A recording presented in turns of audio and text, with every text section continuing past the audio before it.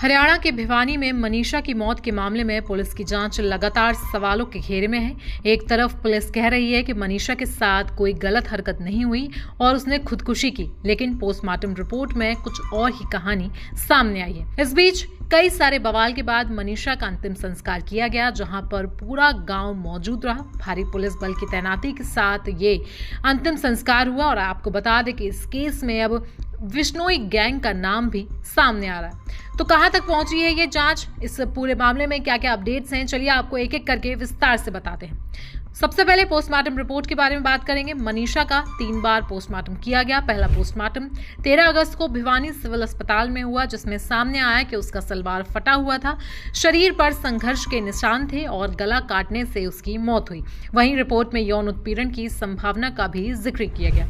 वहीं दूसरा postmortem PGIMS Rohtak में हुआ। यहाँ डॉक्टरों ने कहा कि मनीषा की मौत जहर पीने से हुई है और उसके गले पर जो निशान है वो किसी जानवर के हमले जैसे लगते हैं, ना कि किसी हथियार से किए गए।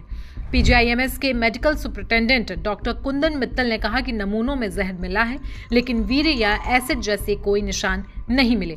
उन्होंने साफ कहा कि शरीर पर तेजाब डाले जाने जैसी बात गलत है।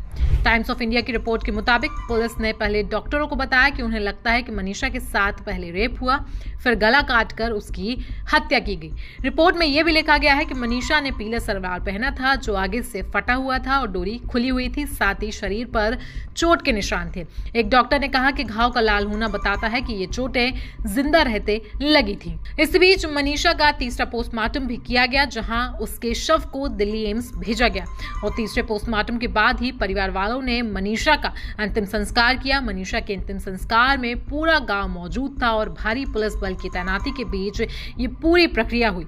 वहीं परिवार वालों के हंगामे के बाद राज्य सरकार ने मनीषा के केस की जांच CBI को सौंप दी और विश्नोई गैंग ने भी मनीषा की जांच को सही से करने के लिए धमकी भरा पोस्टर जारी किया है, जो पूरे सोशल मीडिया पर वायरल है। इस पोस्ट में साफ लिखा गया है कि बहन मनीषा को इंसाफ दिलाया जाए, चाहे सामने कितना भी पावरफुल आदमी क्यों ना हो। यहां तक कि विश्नोई गिरोह ने सरकार और पुलिस को भी हिदायत दी है कि यदि परिवार को न्याय नहीं मिला तो वे अपनी तरह से इंसाफ करेंगे। तो मनीषा हत्याकांड में लगातार हो रहे अपडेट्स हम आप तक पहुंचाते रहेंगे। बाकी आप इस मर्डर मिस्ट्री के बारे में क्या कुछ सोचते हैं, हमें आप कमेंट सेक्शन में जरूर बताएं। साथ ही साथ देश दुनिया की बाकी खबरों के लिए भी जुड़े रहें हमारे साथ।